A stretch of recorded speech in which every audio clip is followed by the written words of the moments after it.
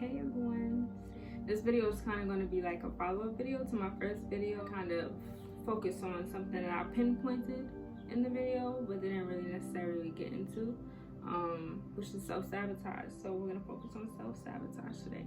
We're going to identify what self-sabotage is, signs that you are self-sabotaging, and how I cope with it. Self-sabotage is when old toxic patterns or old beliefs that we have about ourselves kind of show up in our daily lives and kind of stop us from becoming our best self, basically. Some signs of self-sabotage is procrastination. You put things off very often. You take a long time to do it for no good reason. Another sign, inconsistency, like you're not consistent with anything. You might start something and stop something. Another way is that coincides with inconsistency is patterns of your plans and goals not going through.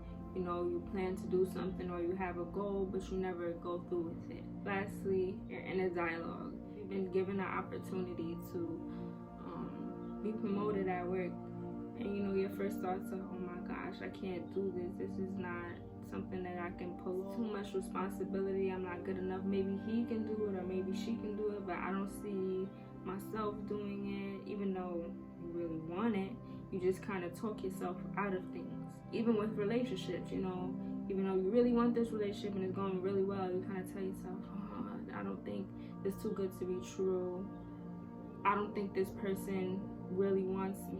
They're too good for me. I can never maintain this relationship. Things that are negative. Some ways that I deal with self-sabotage is I take a moment to really see how I feel. Because self-sabotage is something that is deeply in us. It's a thought process. It's a belief that we're not good enough in some way. And that could come from people telling us that in our childhood and it's sticking with us, or people treating us that way and it stick with us, or we have an experience that really scars us and makes us believe like, oh, we're not good enough. Being mindful of that in a dialogue and knowing where it comes from really helps with the process of dealing with self-sabotaging. Because if you stop and you think for a minute, who told me that, or why do I feel that way, or is that true? You really ask yourself, is this something that is going to benefit me? You identify it as something old. You have to now reprogram yourself to reverse that, which is another way that I deal with self-sabotage is affirmation. I tell myself I'm worthy, I can do it, I can do anything that I put my mind to. I am worthy of love, I'm worthy of abundance, I'm worthy of support. You tell yourself these things. You can tell yourself this in the mirror, you can say it to yourself during the day.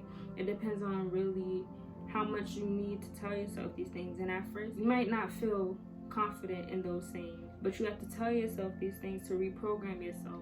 Another way to deal with self-sabotage is practicing self-discipline. Take it step by step, make your plans reachable, break down your goals, That's how I deal with self-sabotage, and I hope that this helps someone. And if you know someone that self-sabotages, maybe you can share with them and it can help them. So yeah.